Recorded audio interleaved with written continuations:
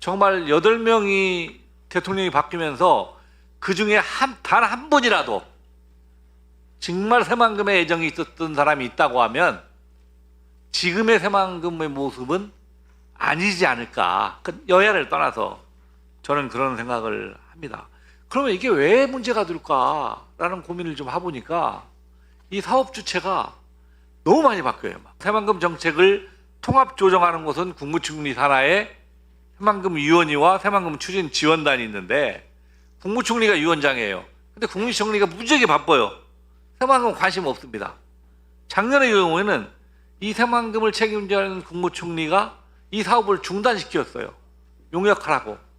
그래서 저는 국무총리가 이런 역할을 하는 것이 바람직하지 않다는 생각이 들고, 또 그 뒤에 사업부처로서 새만금 개발청을 만들었는데 이 새만금 개발청은 사업을 총괄하는 부서인데, 이 지난번 농생명용지의 용도 변경권과 관련해서 지금 농림수산부가 얘기가 되고 있는 거 알고 있죠? 네, 알고 있습니다. 그 대응 방법을 보니까 농식품부는 장관이고 또 예산은 팀생 기재부가 갖고 있으니까 꼼짝 못해요. 청장이, 청이.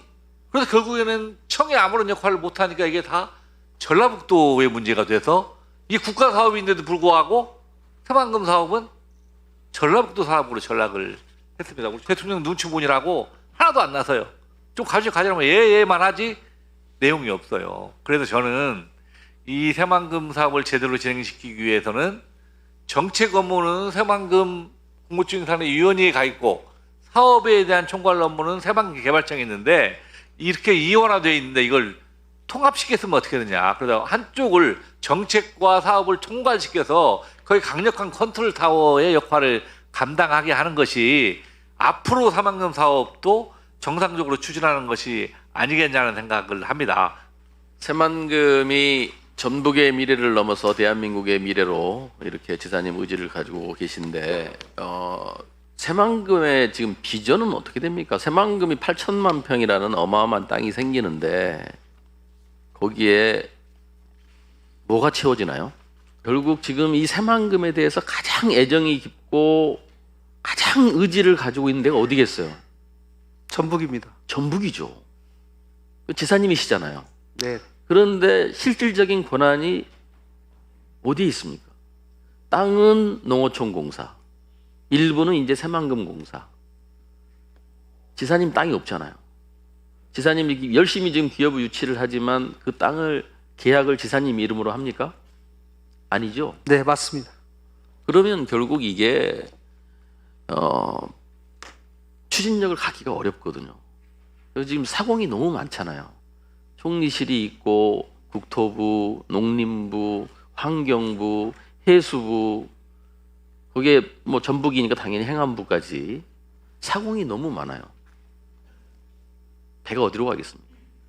저는 새만금이 전북의 미래이고, 저도 뭐 이쪽에서 근무도 해봤고 많은 애정을 가지고 있는데, 이렇게 35년 동안 아무것도 지지부진하고 앞으로도 저는 솔직히 이 문제를 해소하지 않고는 이게 제대로 되기 어렵다고 보는데, 결국 두 가지입니다.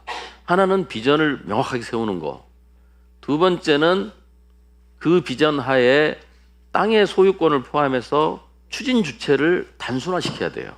추진 주체 관련해서는 의원님께서 주신 말씀이 맞습니다. 저도 사실은 이제 중장기적으로는 모든 것을 심플하게 해서 전북 특별자치도에 줘야 된다고 저는 생각합니다. 작년에 8월 29일 날 한덕수 총리가 새만금 기본계획의 재검토를 지시했죠. 그래서 국토부는 새만금 SOC 사업의 적정성 여부를 전면 재검토하겠다, 이렇게 보도자료를 배포했습니다. 그리고 1년 뒤인 8월 23일 사실상 문제가 없다 이렇게 하면서 꼬리를 내렸어요.